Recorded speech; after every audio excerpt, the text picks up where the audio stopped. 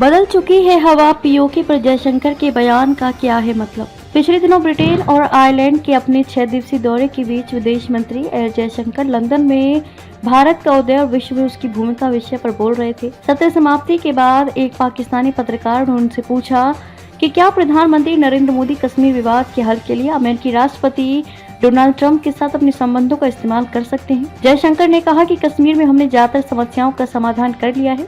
उन्हें लगता है कि अब हम जिस दिन का इंतजार कर रहे हैं वो है कश्मीर को उस हिस्से की वापसी जिसे अवैध तौर पर पाकिस्तान ने चुराया है। सवाल और विश्वास। जयशंकर के ये कहने के बाद लंबित भावनाओं के आलोक में सनसनी पैदा होनी चाहिए थी। इसके विपरीत जम्मू कश्मीर के मुख्यमंत्री उमर अब्दुल्ला ने प्रश्न किया कि आपको ऐसा करने से रोका किसने है। उमर की तरह के प्रश्न आपको सोशल मीडिया पर चारों ओर मिल जाएंगे। कारण इतना ही है कि किसी सरकार ने इसके लिए प्रयास नहीं किया। 22 फरवरी 1994 को संसद द्वारा सर्वसम्मति से जम्मू कश्मीर राज्य के अधिकृत क्षेत्र को खाली कराने का संकल्प केवल कागजों तक सीमित रह गया। ऐसे में आम लोग कैसे विश्वास करेंगे कि कोई सरकार पीओके वापस लेगी। हासिल का संकल्प। जयशंकर से पहले गृह मंत्री अमित शाह और रक्षा मंत्री राजनाथ सिंह संसद में बयान दे चुके हैं कि जम्मू कश्मीर के लिए बनाई जा रही नीतियों में पाक अधिकृत कश्मीर और अक्साई चीन भी शामिल है। गहराई से देखें तो उनके वक्तव्यों में हासिल करने का संकल्प भी दिखाई देगा। सेना प्रमुख का बयान है कि सेना तैयार है। इस बार केंद्र सरकार की नीति और व्यवहार में पूर्व सरकारों से मौलिक अंतर है। किसने कल्पना की थी कि अनुच्छेद 370 खत्म कर दिया जाएगा। पुलवामा हमले के बाद भी किसी को नहीं लगा था कि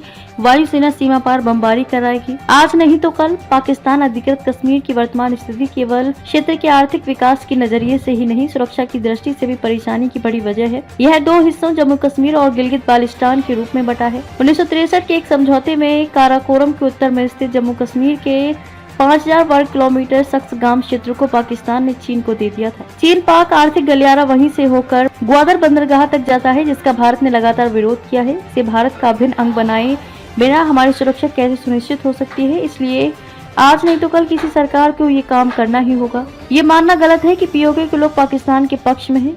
कबायलियों द्वारा कब्जा किए क्षेत्र को भले ही उस समय कश्मीर के एक वर्ग ने स्वतंत्र घोषित कर दिया, लेकिन इसका पूरा नियंत्रण इस्लामाबाद केंद्रित है। विधानसभा होने के बावजूद उसके पास कोई अधिकार नहीं है। आज तक पाकिस्तान को हिम्मत नहीं हुई कि वह इसे अपना प्रांत घोषित कर दे।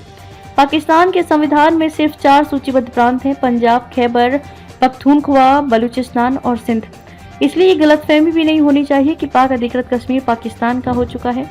पाक नियंत्रित होने के बावजूद यहाँ लगातार इस्लामाबाद के विरुद्ध विद्रोह होते रहते हैं। कई तरह के खनिज और वन्य औषधि संपदा होने के बावजूद यह क्षेत्र विकास से कोसों दूर है।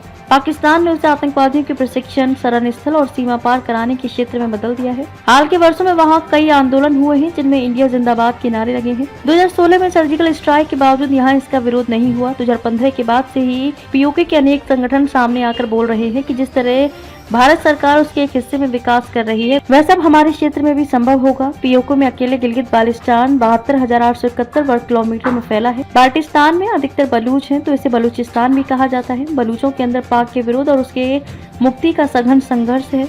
बलूच विद्रोही नेता लगातार भारत से स्वतंत्रता के लिए मदद मांगते हैं। कभी भारत की ओर से ऐसे वक्तव्य के विरोध में पाकिस्तान और अनेक मुस्लिम देशों के साथ यूरोप, अमेरिका से आवाजें आती थी। इस बार पाकिस्तान को छोड़कर एक भी स्वर विरोध में नहीं आया।